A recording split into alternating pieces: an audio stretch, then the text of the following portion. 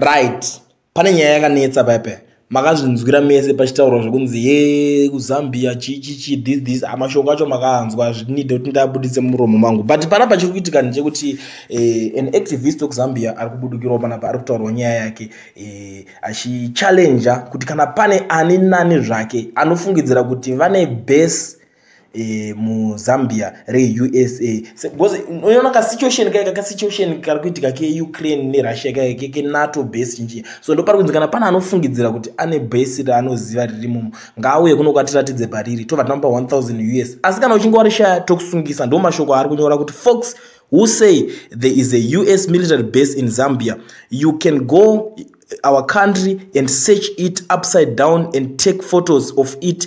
If you find the base, we give you 1,000 in cash. If you don't find it, we lock you up for spreading misinformation about our country. Deal or no deal. Saka ndo challenge ya toko iko zvinezvi kuZambia. Kana pane ari kufungidzira kuti mune US base iko zvinezvi ririmo re-United States mu Zambia.